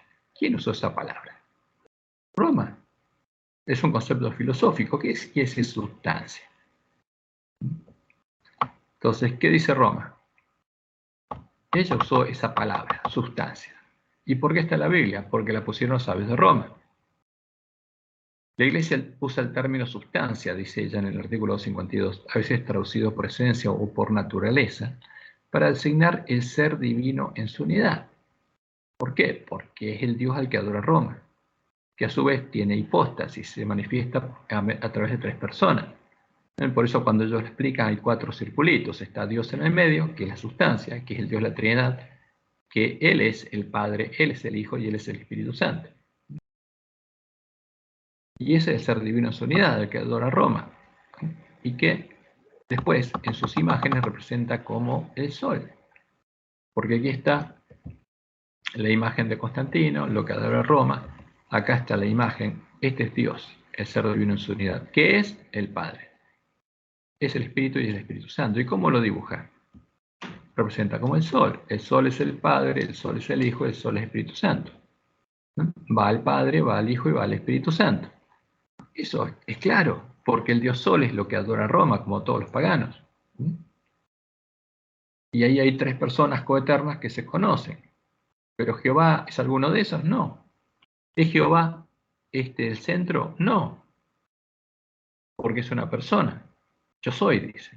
¿Es Jehová este Padre? No, porque este Padre está con otros dos dioses, el Dios Hijo y el Dios Espíritu Santo. Jehová no tiene nada que ver con esto. Esto no tiene nada que ver con Jehová. Esta es una falsa roca, que son dioses, como Dios lo anunció. Entonces, es evidente, poniéndolo al lado de la palabra de Dios, que este es un ídolo. No tiene nada que ver con eso, ni con la palabra de Dios. Pero está reflejado en las palabras del Nuevo Testamento. Entonces, así tenemos que arreglar nuestras lámparas. Y adorando las imágenes filosóficas de Baal, de Zeus y Apolo, el ángel del abismo, empezaron a adorar a Satanás llamándolo Dios y Cristo, como Dios le mostró en el Juárez. 1 Corintios 2:13. La gente quedó del todo engañada. Se le enseñó que el Papa y los sacerdotes eran los representantes de Cristo, cuando en verdad lo eran de Satanás. Y a Satanás adoraban cuantos ante ellos se postraban. ¿A quién llamaban Jesús y Cristo? A Satanás. A Apolo, el ángel del abismo, como Jesús lo dijo claramente en Apocalipsis. Y acá están las imágenes de Zeus, a la que llamaron Dios Padre. Ahí está en la Capilla Sixtina Zeus. Acá está Apolo, a la que llamaron Dios Hijo. Y las imágenes, esa es la primera imagen que se hicieron de Jesús, la imagen de Apolo. Y como podemos ver, el libro de la Trinidad, de la Casa Editora Sudamericana, de la Iglesia Adventista Séptimo Día, publicado para dar soporte a las creencias fundamentales número 2, 3, 4 y 5, llamando a la Iglesia Roma, llamando justamente en este libro a la Iglesia de Roma, la llaman la Iglesia. A Jezabel, en el libro de la Iglesia Adventista, se le llama la Iglesia. En un desliz, nuestros teólogos reconocen que estos conceptos filosóficos, los usados por Atanasio para definir la doctrina de la Trinidad, no estaban en la Biblia, mostrándonos que ellos conocen el origen extrabíblico de estos términos y conceptos filosóficos. Entonces, esto es algo muy delicado, porque eso está pasando en la Iglesia Adventista, es un hecho. A ver, vamos a leer dos párrafos del libro de la Trinidad, de Casa Editora Sudamericana. Entonces, ¿qué dice ahí? Atanasio, el joven secretario de Alejandro y presbítero en la iglesia de Alejandría, o sea que era uno de los miembros de justamente la escuela de Alejandría, asistió al concilio de Nicea. Aunque desempeñó un papel menor en las sesiones, el concilio fue un evento modelador de su vida. Pasó el resto de su vida tratando de mantener el concepto niceno de Cristo como la doctrina aceptada de la iglesia. ¿De qué iglesia? La iglesia católica. Ahora, ¿por qué ponen esto nuestros hermanos? Para darnos a entender que la Iglesia Católica es la Iglesia. Y no es así. La Iglesia Católica son las tropas que levantó Constantino para perseguir a la verdadera Iglesia de Cristo. Bueno, y en el siguiente párrafo leemos lo siguiente. Por el tiempo de su muerte, en el 373, Atanasio había convencido a la mayoría de los teólogos cristianos de la necesidad de usar la nueva terminología, más bien que autolimitarse a los términos que aparecían en la Biblia. ¿Qué dicen nuestros teólogos? Que esta terminología no estaba en la Biblia. Y Atanasio convenció a los teólogos de Roma a no limitarse a los términos que aparecían en la Biblia para usar esta nueva terminología. Y ellos dicen, pasaron décadas antes que cada uno entendiera el nuevo significado de estos términos. ¿Quién está hablando acá? Y parece un teólogo romano. Ahora, obviamente, los verdaderos cristianos, los miembros de la Iglesia del Desierto, no creían en la nueva doctrina adoptada por la Iglesia Universal Católica de Roma. No usaban estos nuevos conceptos extrabíblicos y, como le indican nuestros teólogos, pasaron décadas hasta que muchos de los apóstatas los entendieran, como lo testifica el Edicto de Tesalónica. El pueblo conocía a su Dios, nunca los aceptó y prefirió morir antes que postrarse ante el Dios la Trinidad. ¿Por qué? Porque como vemos en las palabras de Dios, Dios es muy claro. Él no tiene nada que ver con la Trinidad. No tiene nada que ver con el Dios Padre de la Trinidad, ni con el Dios Hijo de la Trinidad, ni con el Dios Espíritu Santo de la Trinidad. Es otra cosa, no tiene nada que ver. Porque los apóstatas adoraron al Dios de la fortaleza, al Dios de Roma, y dejaron de lado a Jehová, el Dios de sus padres. Entonces, al ver estas claras y abiertas contradicciones entre el testimonio del Antiguo Testamento y estas palabras del Nuevo Testamento, debemos decidir a quién vamos a creer y servir. ¿Creeremos a Jehová o a las palabras de los siervos de Jezabel? ¿Serviremos y adoraremos a Jehová o al Dios de Jezabel, el Dios de la bestia y el falso profeta? Esta es la disyuntiva ante la que, mientras dure el conflicto, fue y será puesto el pueblo de Dios. Es la disyuntiva que presentan de nosotros el mensaje de los tres ángeles, el mensaje de Elías. Como leemos en las palabras de Josué, Josué 24, 14 al 15. Ahora pues, temed a Jehová y servidle con integridad y en verdad. Y quitad de entre vosotros los dioses a los cuales sirvieron vuestros padres al otro lado del río y en Egipto. ¿Por qué? Como vimos en nuestra lección, cuando estaban del otro lado del Éufrates, justamente, ¿a quién adoraba Abraham y su padre y su familia? Ídolos, también empezó a adorar ídolos. Y en Egipto también. Esto lo dice Josué. Y quitad de entre vosotros los dioses a los cuales sirvieron vuestros padres al otro lado del río y en Egipto, porque son los mismos. Porque los mismos que creó Nimrod fueron esparcidos por todos lados. No son diferentes, son los mismos. Por eso los pueden unir en la gran imagen de Baal. ¿Y servir a quién? A Jehová. Y si mal os parece servir a Jehová, escogeos hoy a quien sirváis. Si a los dioses a quienes sirvieron vuestros padres cuando estuvieron al otro lado del río, en Babilonia, o a los dioses de los amorreos en cuya tierra habitáis. Pero yo y mi casa serviremos a Jehová. Y ese es el tema. ¿A quién vamos a adorar? Porque Dios le mostró claramente al pueblo adventista cuál era la bandera que tenemos que elevar.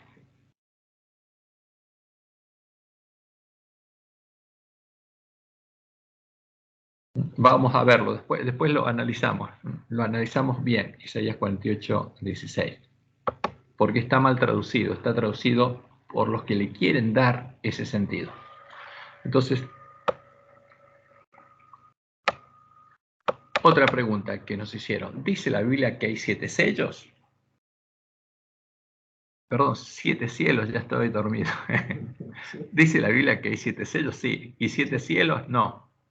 La Biblia indica que Dios creó los cielos, nuestro universo, y los cielos de los cielos, que no son de nuestra creación, sin especificar cuántos son los cielos que Dios creó y el orden. Pablo indica que en 2 ocasiones diferentes fue llevado a 2 lugares diferentes. Primero, al tercer cielo, uno de los cielos creados por Dios, al que él llama el tercero, porque le habrán dicho este es el tercero, y después fue llevado al paraíso, al Edén del cielo, que no es el tercer cielo, es otro lugar, a donde está el trono de Dios, a donde estaba Lucifer antes de su caída, a donde van a presentarse los hijos de Dios, como leemos en 2 Corintios 12, 2 al 4. Conozco a un hombre en Cristo, que hace 14 años, si en el cuerpo no lo sé, si fuera del cuerpo no lo sé, Dios lo sabe, fue arrebatado hasta el tercer cielo. Y él supo que estuvo en el tercer cielo. Y conozco a tal hombre, si en el cuerpo o fuera del cuerpo, no lo sé, Dios lo sabe, que fue arrebatado también ¿a dónde? Al paraíso, a donde estaba ¿quién? Lucifer, donde oyó palabras inefables que no les he dado al hombre expresar. Y como leemos en Job 1, 6, 7, esto ocurre donde está Dios y van sus hijos, al paraíso, o sea, el Edén del cielo. Un día vinieron a presentarse delante de Jehová los hijos de Dios, entre los cuales vino también Satanás. Y dijo Jehová a Satanás, ¿de dónde vienes? Respondiendo Satanás a Jehová dijo, de rodear la tierra y de andar por ella. ¿De dónde iba Satanás? De nuestros cielos, de la tierra, de nuestro universo. Él quería ser el representante de estos cielos y de esta tierra. ¿Qué número de cielos es el nuestro? Si contamos a partir de nuestros cielos, de los cielos y la tierra, creados hace 6.000 años, nuestro universo sería el primer cielo. ¿Qué número de cielo corresponde al paraíso? Dios no lo indica. Cuando se hace referencia a el paraíso como el séptimo cielo, como dice, estoy en el séptimo cielo, se lo hace simbólicamente asociándolo al número 7, como el cielo más elevado, pero no es una referencia bíblica. Esa es una referencia que a veces se usa, pero no es una referencia bíblica. Dios no dijo cuántos cielos creó y no sabemos. ¿Habrá creado 100, 200, 7? No podemos decirlo porque la Biblia no lo indica. Solo podemos hablar de lo que Dios reveló. Entonces, cuando se habla de séptimo cielo, es una referencia común, que se escucha muchas veces, como cuando la gente dice está emocionada, está feliz, estoy en el séptimo cielo, pero no es que haya 7 cielos. No sabemos si los hay, si son 7 o son más o son menos. Simplemente cuando se dice séptimo cielo no quiere decir que haya 7. Ahora, otra pregunta que sí podemos contestar claramente. ¿Jesús resucitó a la puesta del sol del sábado o en la madrugada del primer día de la semana, cuando sale el sol? Entonces, ¿cuándo empieza el domingo? Cuando se pone el sol el sábado. ¿Y cuándo sale el sol? 12 horas después, si estamos justo en el medio del otoño, ¿no? Cuando comienza el otoño, 12 horas después. Entonces, ¿cuándo resucitó Jesús? ¿Cuándo resucitaron con él las primicias? En las fiestas solemnes, durante el día 14, el día de la Pascua, el día de preparación, el sumo sacerdote ataba la gavilla de cebada, que el primer día de la semana iba a ser mecida delante de Dios como la ofrenda de las primicias. O sea, el día 14, cuando se sacrificaba el cordero, iba el sumo sacerdote al campo de cebada y ataba una gavilla. Y ya la tenía preparada. Y a la puesta del sol del sábado, cuando empezaba el primer día de la semana, el sumo sacerdote cortaba la gavilla y la llevaba al templo. Ya estaba preparado para mecerla. ¿Pero cuándo la mecía? De noche no había ceremonias en el templo, solo cuando salía el sol de día. Y luego, apenas comenzaba el día, la mecía ante la presencia de Dios. Y todo esto era un tipo de lo que sucedió con Jesús y con las primicias que resucitaron en el día de las primicias. Y a primera hora de la mañana, Jesús presentó ante su Padre cuando ascendió con ellas al cielo. ¿Cuándo eran presentadas? El sumo sacerdote tomaba la gavilla a primera hora, apenas salía el sol, y la mecía.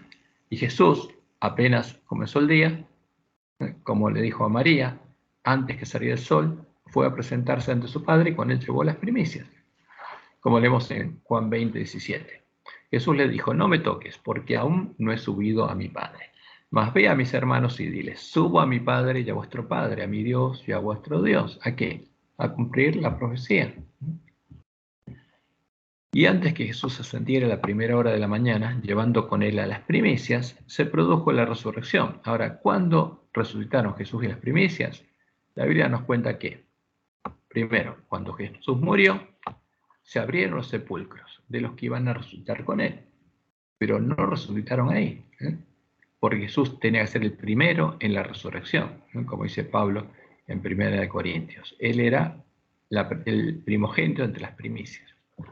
Y cuando Jesús resucitó, los que resucitaron con él salieron de los sepulcros. O sea, se abrieron los sepulcros el momento en que Jesús murió. Y cuando Jesús resucitó, Dios los resucitó también ¿a quién? A los que iban a hacer las primicias. Y salieron de los sepulcros. Y después fueron a Jerusalén. Y aparecieron a muchos, antes que Jesús los llevara con él al cielo. Entonces, hubo un periodo entre que resucitaron y el momento a la primera hora del domingo, cuando sale el sol, cuando Jesús los llevó al cielo y fue con ellos ante el Padre. Como leemos en Mateo 27, 51 y 53. He aquí, el velo del templo se rasgó en dos, de arriba abajo, y la tierra tembló, y las rocas se partieron, y se abrieron los sepulcros. ¿Y qué pasó después? Esto ocurrió cuando murió Jesús y después cuando resucitó, y muchos cuerpos de santos que habían dormido se levantaron y saliendo de los sepulcros después de la resurrección de él, vinieron a la santa ciudad y aparecieron a muchos. O sea, después de que resucitó Jesús y con ellos justamente las primicias, estos santos se levantaron y fueron a Jerusalén y se les aparecieron a muchos y los vieron. ¿A qué hora resucitaron? Aunque la Biblia no lo dice, debe haber sido en la hora en que era cortada la gavilla que iba a ser mecida, al comenzar el primer día de la semana, dado que debían ser vistos antes que oscureciera del todo y el pueblo se fuera a dormir a sus casas. Es claro que antes que Jesús lo presentara a su Padre a primera hora de la mañana, ellos tuvieron tiempo de ir a Jerusalén y ser visto por muchos. Entonces esto es lo que podemos contestar. ¿A qué hora resucitaron? No a la primera hora cuando sale el sol el domingo, sino cuando comenzó el domingo, a la puesta del sol del sábado. Eso es lo que, o en algún momento entre ese tiempo y cuando fueron al cielo. Pero lo lógico es entender que se presentaron justamente ahí a la puesta del sol y fueron a Jerusalén y fueron vistos.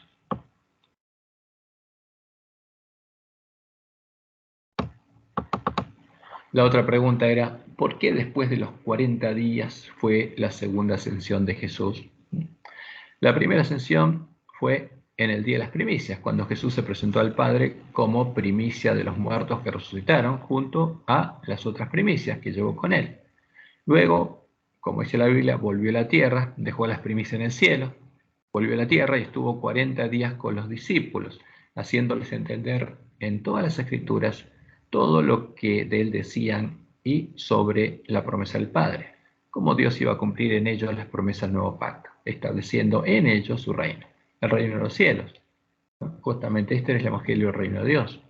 Y al final de los 40 días se produjo la segunda ascensión ante la vista de los discípulos, como leemos en Hechos 1, 9 al 11. Y habiendo dicho estas cosas, viéndolo ellos, fue alzado, y le recibió una nube que le ocultó a sus ojos. Estando ellos con los ojos puestos en el cielo, mientras la nubecita se iba alejando, entre tanto que él se iba, y aquí se pusieron junto a ellos dos varones con vestiduras blancas, los cuales también les dijeron, varones galileos, ¿por qué estáis mirando al cielo? Este mismo Jesús, el verdadero, que ha sido tomado de vosotros al cielo, así vendrá como le habéis visto ir al cielo. Entonces, lo que Dios no le va a permitir a Satanás es simular la segunda venida viniendo la nubecita. Además, Jesús no va a tocar la tierra.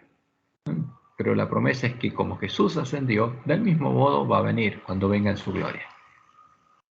Entonces, por eso, en la segunda ascensión fue después de esos 40 días que estuvo con los discípulos enseñándoles el Evangelio del Reino de Dios. La otra pregunta es, ¿desde qué tiempo la iglesia primitiva se convierte en la iglesia del desierto? Y la respuesta es, la iglesia primitiva es la iglesia del desierto, no se convierte, es. Y lo es desde el momento en el que viene a ellos el reino de Dios y el dragón empieza a perseguirlos en Pentecostés del año 31, como dice Apocalipsis 12, el 10 al 14.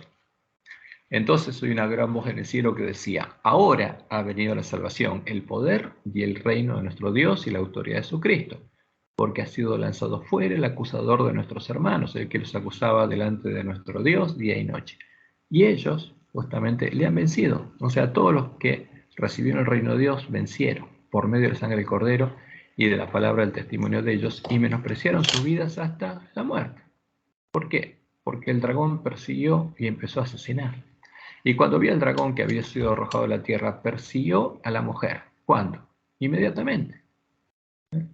Que había dado a luz al hijo varón, y se le dieron a la mujer las dos alas de la gran águila para que volase delante de la serpiente al desierto, a su lugar, donde es sustentada por un tiempo y tiempos y la mitad de un tiempo. Entonces la iglesia primitiva, la que fue perseguida por Satanás por 1260 días, es la iglesia del desierto, porque siempre fue perseguida.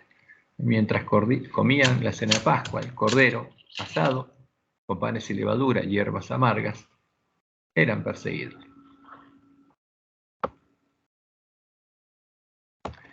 La otra pregunta también es sencilla de contestar porque está asociada a la anterior.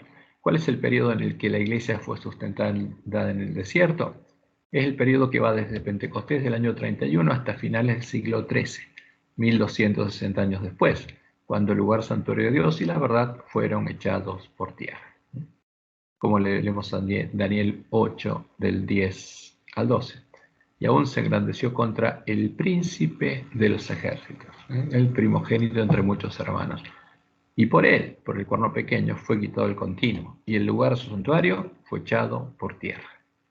Y a causa de la prevaricación le fue entregado el ejército junto con el continuo, y echó por tierra la verdad, e hizo cuanto quiso y prosperó.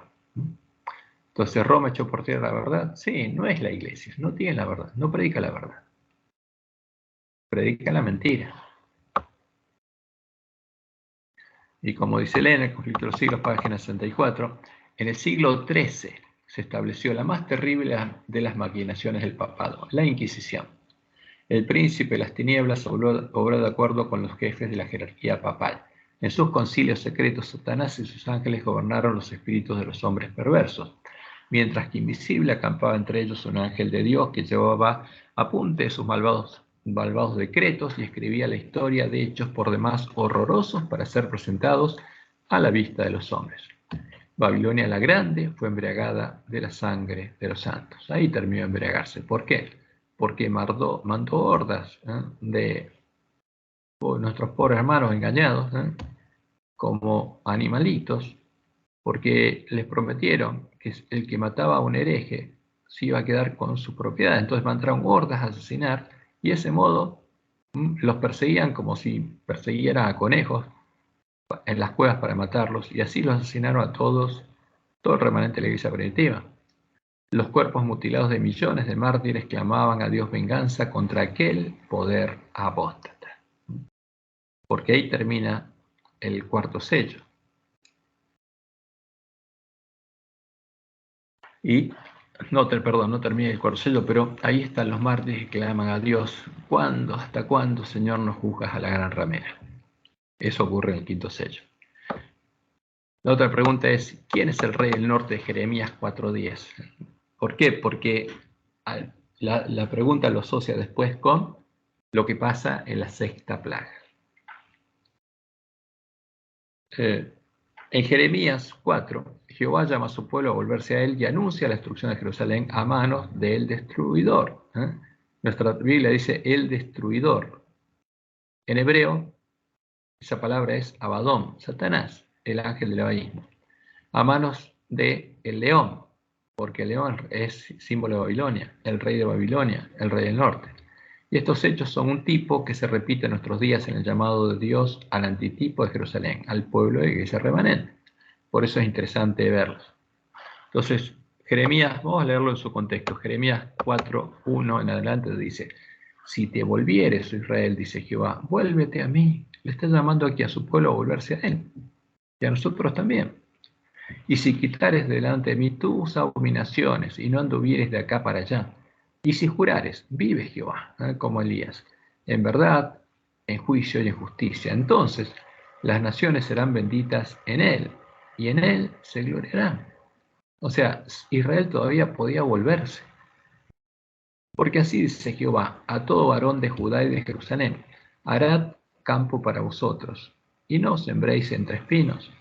Circuncidaos a Jehová, y quitad el prepucio de vuestro corazón, varones de Judá y moradores de Jerusalén. No sea que mi ira salga como fuego y se encienda, y no haya quien la apague, por la maldad de vuestras obras. Anunciad en Judá y proclamad en Jerusalén, y decid: tocad trompeta en la tierra, tocad trompeta en Sión. Pregonad, juntaos y decid: reuníos y entremos en las ciudades fortificadas. Alzad bandera en Sión, huid, no os detengáis, porque yo hago venir mal del norte. O sea, si el pueblo no se arrepentía, iba a venir mal ¿de dónde? Del norte. ¿De dónde? De Babilonia. Y quebrantamiento grande.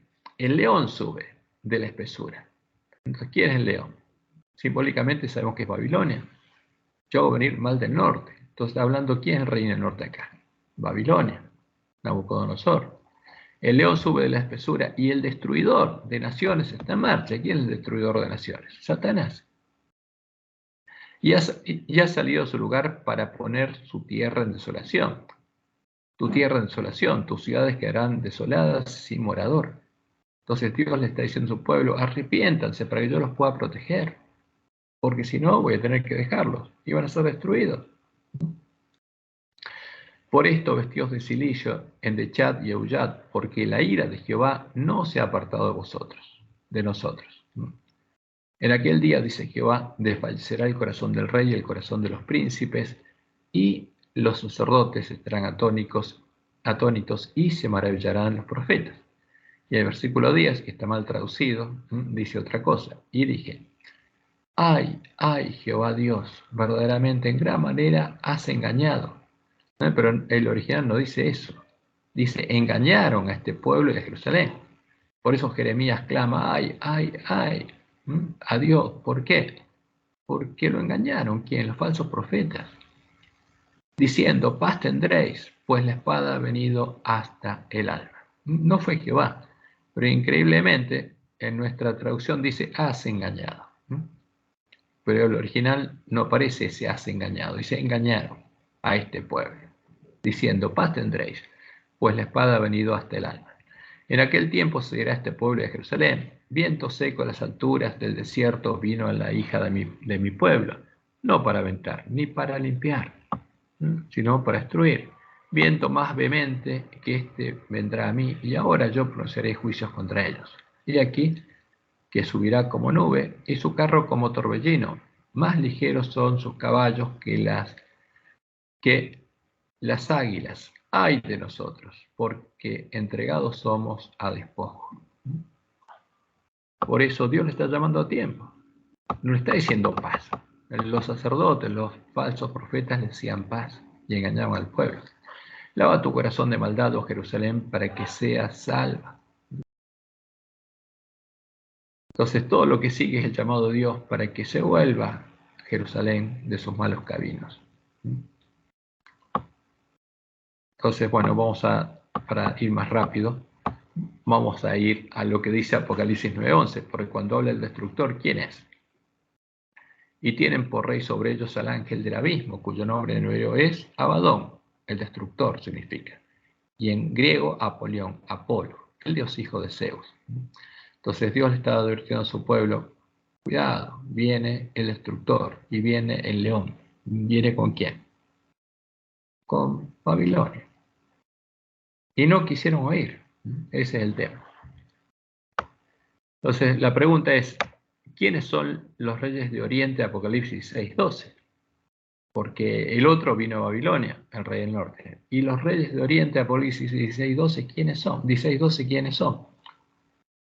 Como vimos en el anexo 4, el agua del gran río Éufrates que alimenta a la Gran Babilonia, símbolo de los espíritus demonios que habitan en ella, se seca cuando Dios interviene y resucita delante de los ojos de los impíos que los mataron, a los que murieron predicando el fuerte pregón del mensaje del tercer ángel.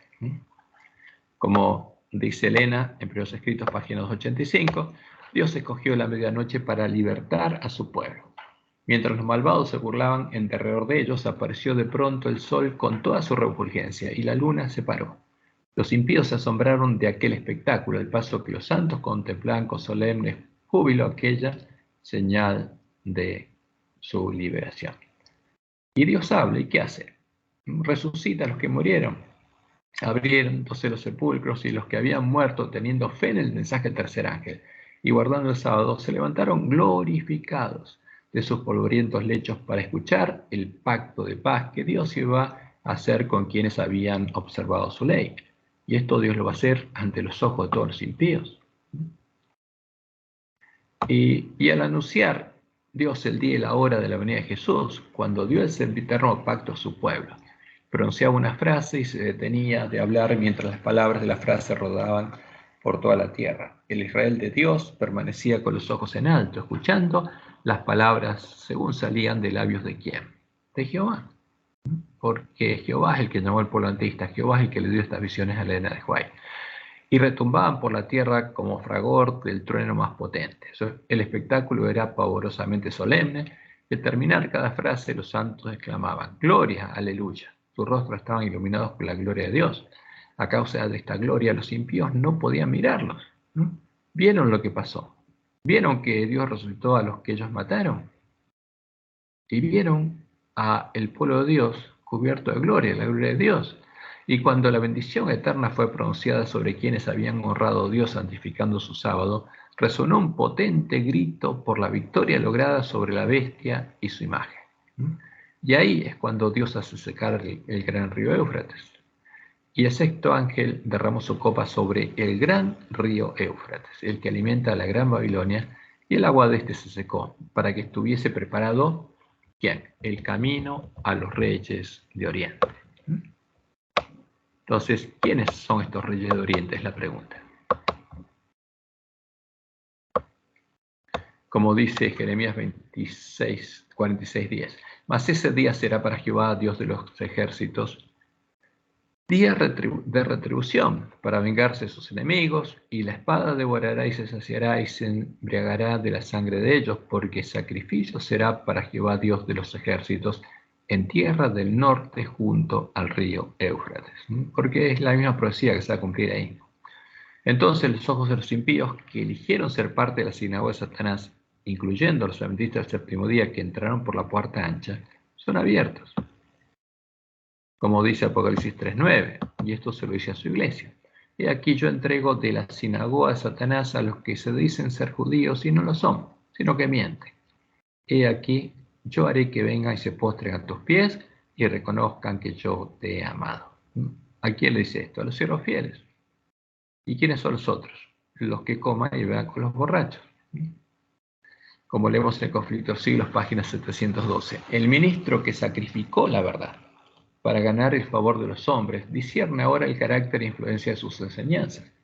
Es aparente que un ojo omnisciente le seguía cuando estaba en el púlpito, cuando andaba por las calles, cuando se mezclaba con los hombres en las diferentes escenas de la vida.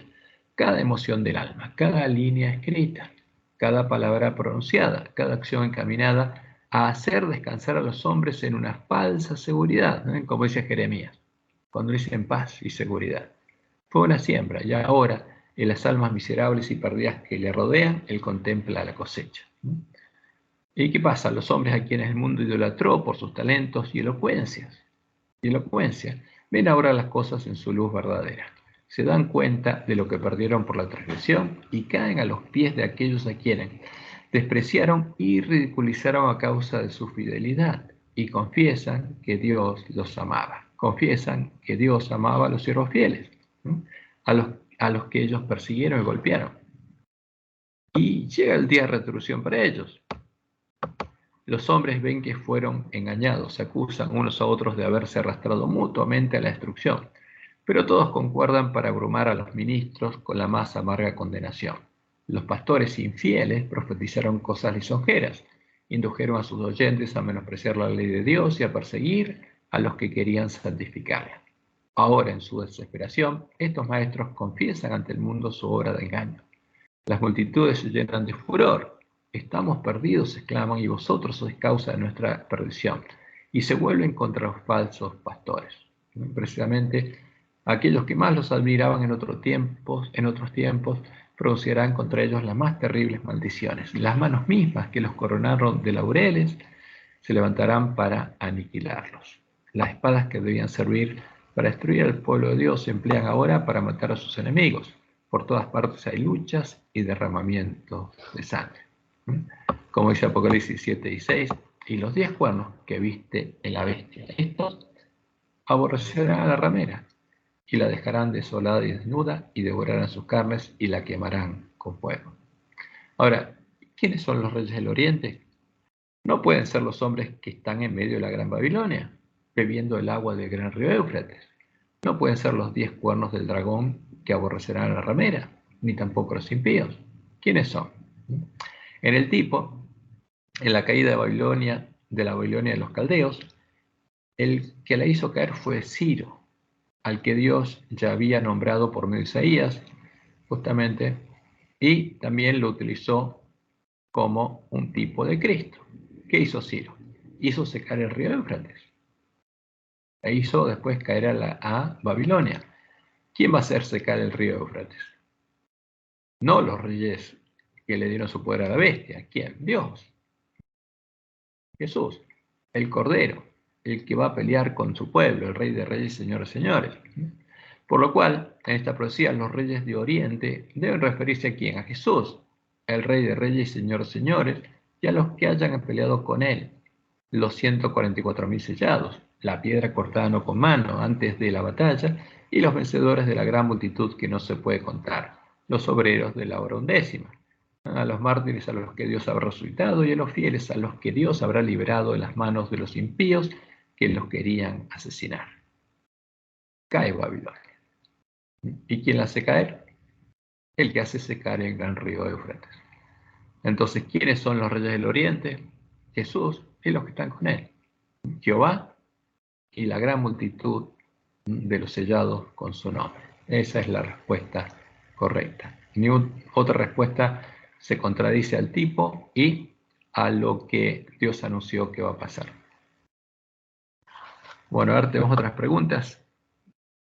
Vamos a terminar rápido esto, así terminamos todas. ¿Por qué la bestia y el falso profeta no tendrán parte de la segunda resurrección? Y la respuesta también es clara, porque en el día de su castigo habrán sido echados en el lago de fuego y habrán sufrido la muerte segunda, de la cual no hay resurrección. Porque al ver que Dios resucita a los impíos y al escuchar la voz de Dios, ellos saben lo que pasa. Y no tiene sentido que resuciten de nuevo para escuchar de nuevo a Dios, porque ya lo habrán escuchado ahora, como leemos en Apocalipsis 19:20. Y la bestia fue apresada, y con ella el falso profeta, que había hecho delante de ella las señales con las cuales había engañado a los que recibieron la marca de la bestia y habían adorado su imagen. Y acá están, dentro de esto están los impíos adventistas. Y estos dos fueron lanzados vivos dentro de un lago de fuego que arde con azufre. A ese mismo lugar, donde ellos ya fueron echados antes del milenio, va a ser echado después Satanás, como leemos en Apocalipsis 20:10. Y el diablo que los engañaba fue lanzado en el lago de fuego y azufre, donde estaban, ya habían sido echados antes, la bestia y el falso profeta. Entonces por eso no tienen parte de la segunda resurrección, porque ya sufrieron la muerte segunda. Y aquí termina justamente las respuestas. Bueno, estas son las preguntas que teníamos pendientes y aquí termina nuestro estudio. Espero que les haya